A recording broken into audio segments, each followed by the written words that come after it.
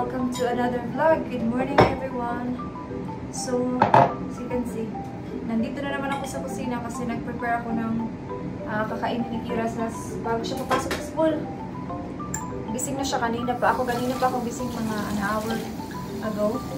So, ngayon is tatapusin ko lang yung paggawa ng kakainin niya and then maliligo na ako. Mas prepare na ako for work. I mean, maaga pa naman, 11 pa naman yung pasok ko. Pero, pag nag-ready kasi si Kira, nag-ready na rin ako para pag nahatid siya sa school, ready na rin ako. So, yun yung gagawin natin. So, I think hatid ko siya sa school today kasi maganda yung panahon. O, tingnan nyo, may araw. So, yes.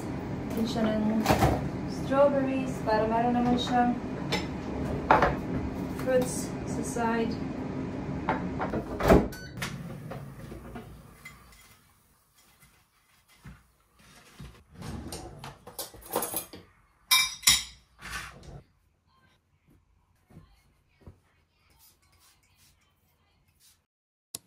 So, ready na ako. Nakapag-makeup na ako. Yung magpalit na lang ako ng aking uniform mamaya. So, ngayon is gawa ako ng aking lunch para sa work. So, magsasalad ako kasi kagabi nagluto ako ng chicken sa air fryer. So, mayroong dalawang natira. So, yun na lang yung ikakat ko. And then, gawa na ako ng salad. Kakain naman ako bago ako papasok. So, yung salad. And then, mayroon ako ditong kamatis at saka cucumber. Yun lang. Mayroon pala akong avocado. Gusto ko kasi yung salad na may avocado. Nabubusog talaga ako pag may avocado. Si Kira, by the way, nakaalis na siya. Aalis na sana kami. Tapos yung lula niya dumating. So, sabi ko, siya na lang yung magatid. That's why I'm so grateful na may mga in-laws talaga ako ba. Kasi tinutulungan nila ako sa mga ganyang bagay. Yung paghatid sa school, pagsundo sa school, mga ganun. And then may ka-work ako na wala talaga siyang backup. Like, minsan pag Friday nag-work siya, yung mother-in-law niya yung nagbabantay doon sa bahay ng in-laws niya. Pero hindi talaga yung kagaya sa akin ba na sinusundo. Yun. So, yung ginagawa niya, hatid niya muna yung anak niyang tatlo sa school bago siya papasok sa work. Yun yung schedule niya sa work. Kaya ako, like, bukas, papasok ako ng 9. So, ihatid si Kira ng kanyang lula ulit. Malilate na kasi ako kung ihatid ko pa si Kira, tapos 9 ako papasok. Yan yung aking lunch. Lagyan natin siya ng mayonnaise para mayroon naman siyang, sauce ba.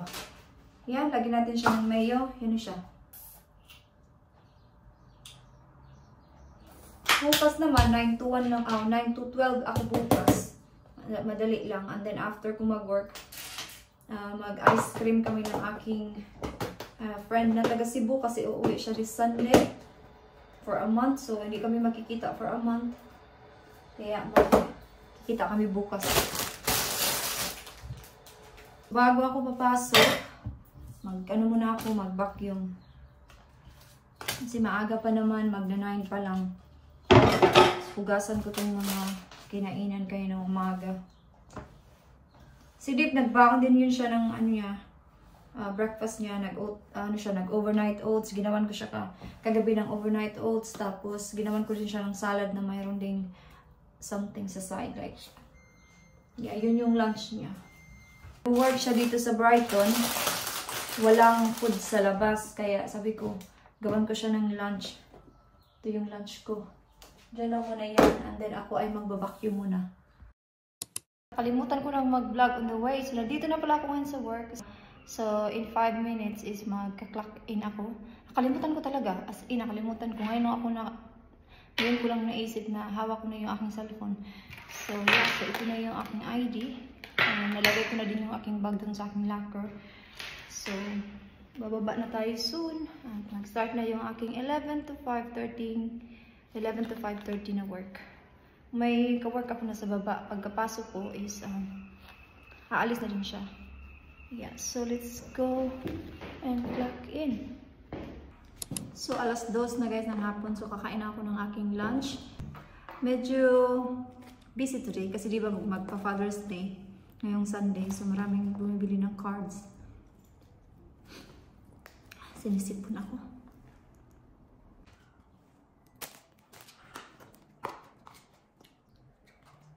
Para tayo nitong kambing kumakain ng mga dahon-dahon.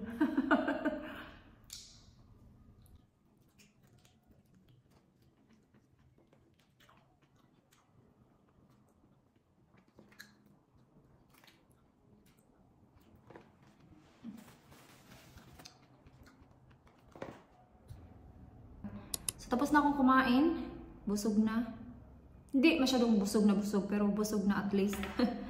Hindi ko to ubusin yung tubig ko kasi gagamitin ko pa to sa baba. Hindi ako masyadong umiinom ng tubig pag nag-work kasi ayaw kong laging nagsi-CR.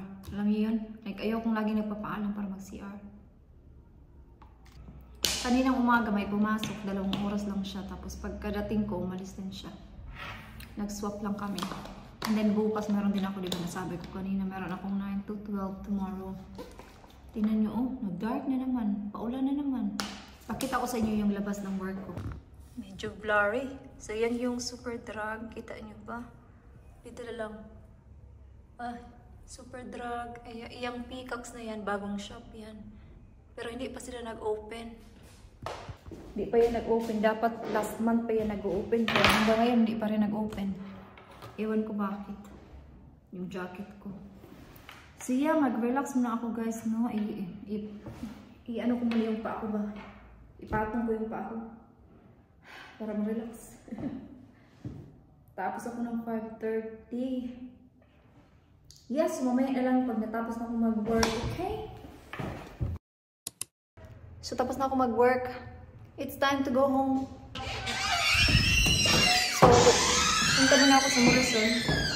Kasi madaanan ko naman yung Morrison. So, punta muna ako doon. Kasi at this time, maraming mga sale na mga isda. Kaya tingin-tingin ako doon. Morrison. So, punta tayo dyan sa Morrison. Hopefully, may mga isda sila ngayon. So, yan na lang yung natira. Ito, oh. 90p na lang. Pero ewan ko. Meron silang squid, oh. 97 isa lang. So, bumili na lang ako ng cake. Maghugas muna tayo ng mga plato kasi hindi ko ito nahugasan kanina bago ako umalis. Nakalimutan ko na. Kunti lang din naman to. Si Dave nandito na yung maya-maya. Baka siya na nga yan. Pero wala pa naman yung sasakit.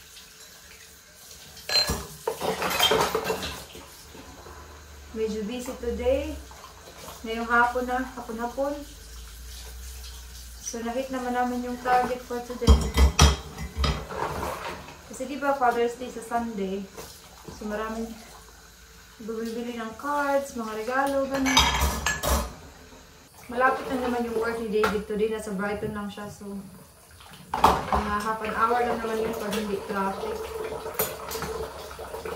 And then may meeting siya sa kanyang phone ng mga 5:30 pa lang. Maaga kasi akong pinauwi. 5:16 pa lang pinauwi na ako ng aking manager. Hindi ko alam kung ano na naman yung lutuin ko ngayon. Meron naman kami pagkain dyan pero hindi ko alam kung ano yung lutuin ko. Nag-salad naman ako kanina so healthy na yung lunch ko. So mag-unhealthy ako for dinner. Meron ako dyang sardinas. Yun na lang kayo yung kainin ko.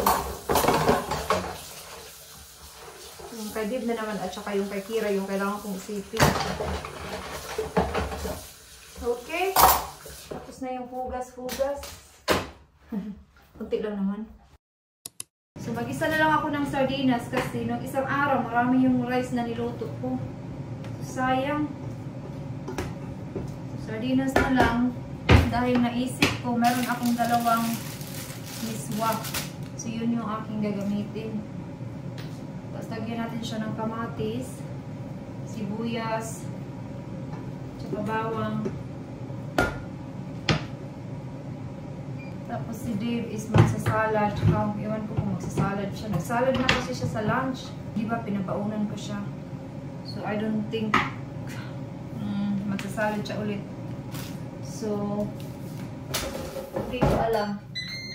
Yan lang yung hininging dinner ni Kira. So, mabusog na sila nito kasi ito yung mga pagkain nila. Diba? Hindi tayo mabusog niyan.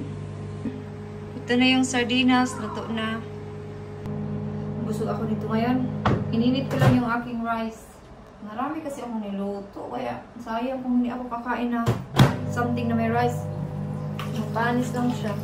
Mahal pa naman yung rice, no? Especially dito, mahal yung rice.